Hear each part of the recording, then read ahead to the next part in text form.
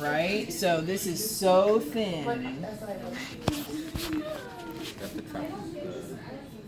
Which one? Spinous trapezius. No, because it's up by the shoulder. Oh, acro. Acromiotrapezius. So the spinotrapezius is down here.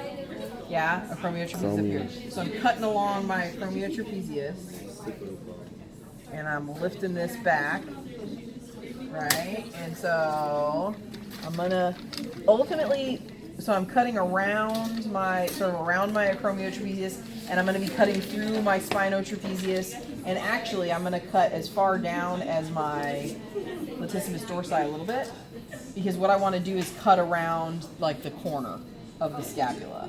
And so our goal here is to basically expose the scapula. Yeah? So I cut around like that, and then I'm being pretty gentle, right? What I'm doing is I'm just sort of peeling this back. See all that. And so rather than just yank and rip a hole in it, I'm just kind of using my scissors to help so that it's easier. Right? So there's the scapula. Yeah? Okay. Now, so let's do the back real fast, and then we'll do this stuff on the scapula. So there's a little bit of, there may or may not be a bit of fat in here, sort of depending on how much body fat your bunny has. So this bunny has a little bit right here, and a little bit right here. That's very, I'm being so gentle. Right? So do you see this muscle here that it's almost like it's holding the, it's like it's holding the scapula to the spine. Yeah, this guy right here. That's called the rhomboideus minor. Okay? A picture of the back again. Sorry. It's down. There you go. Okay? So we didn't cut it exactly the same, but we folded back our acromiotrapezius and our spinotrapezius and our latissimus dorsi, right? And so we're looking at the same side. And so you see all that brown stuff right in the middle of the back? This is the rhomboideus minor, all of this. Okay, all of this stuff. And that's why I cut so shallow, because this is right up there next to the surface. And if you cut too deep, you're just gonna like whack off all of the origin of your rhomboideus minor, okay? So that's the rhomboideus minor, all of this stuff. And then one little piece of the rhomboideus kind of goes up toward the head, and it's a little bit separate from the rest. It's like a little strap. That's the rhomboideus capitis. Capitis referring to the head, right? Decapitate. Yeah, so rhomboideus minor, rhomboideus capitis. Okay. Then we have the muscles associated with the scapula itself. Okay. So remember when we learned the bone, right? The scapula. There was the spine, and then there was a supraspinous fossa, an infraspinous fossa, a subscapular fossa. Remember those?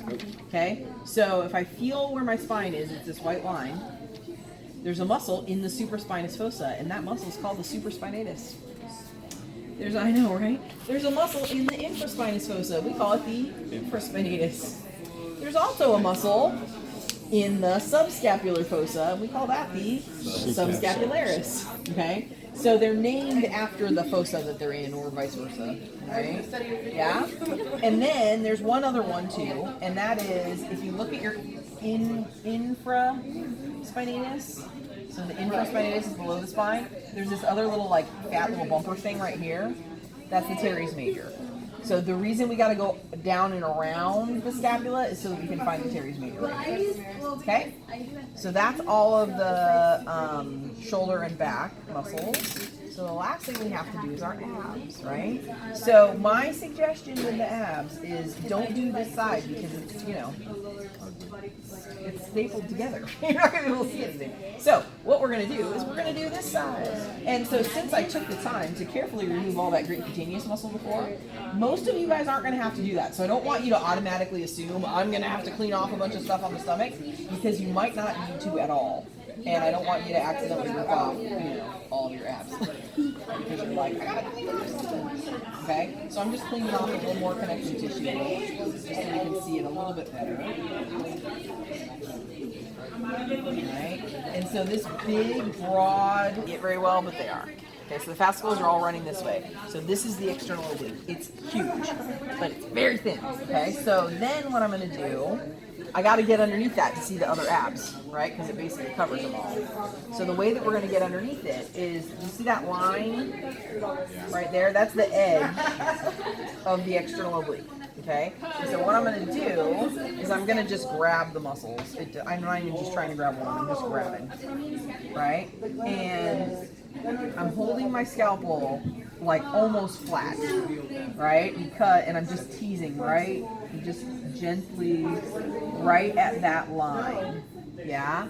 Because what I'm trying to do is I'm trying to lift this up without cutting the muscle that's underneath it, and this guy is like paper thin. So making that first hole that's big enough for your finger is tricky, but then after that it's not so bad, because then you just kind of get your finger in there and you pull apart.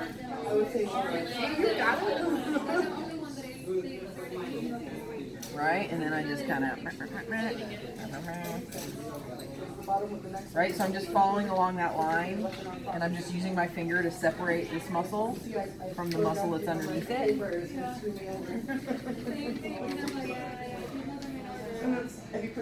Okay, and then I'm going to go this way. Sorry, I'm like, oh, got your leg. I'm so excited about it. It's supposed to be raining. I swear I'm like part frog. Where's the rain? So see how I'm just, right? I'm just pulling back and just kind of tracing along where that line is. Because we're going to need to fold it like essentially all the way back to get to look at all the rest of the muscles. So I just kind of slowly but surely, right? And this is thin, right? You can see light shining through it. It's real thin. So when you're doing that first cut, make sure you're holding the scalpel as flat as you can. Don't cut straight down, because then what you'll do is you'll cut right through all of these. And you don't want to do that. You just want to cut it as nice as possible.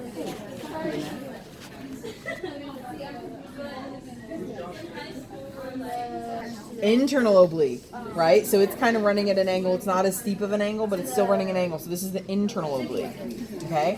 And then in the very center here, we have one that's going, the fibers are going straight up and down. So that's the Rectus. rectus abdominis, because rectus means straight up and down, yeah? And then, so you can see the edge of the rectus abdominis is like right there. And you can see the fibers in the rectus abdominis up here. Right? And you can actually, on this bunny, you can see, so you know how in humans we got, you know, there's like the straight up and down, and there's like, they're segmented in like a six pack, yeah? There's a line, there's a line, there's a line, there's a line, so she's got a 10 pack. Right? It's long. Okay? So the last one, the one that is the deepest one, is called the transverse abdominis. And to find that, what you want to do is you want to, not in the internal oblique, not in the rectus abdominis, but kind of in between where they are. You want to make a tiny window if you can, just so that you can see, very clearly see, and actually, you see how these fibers are running side to side? That's the transversus abdominis, right? So transversus abdominis, rectus abdominis, internal oblique is pointing this way, and it stops right there. Internal oblique is right here. External oblique is around the outside. Okay? Okay.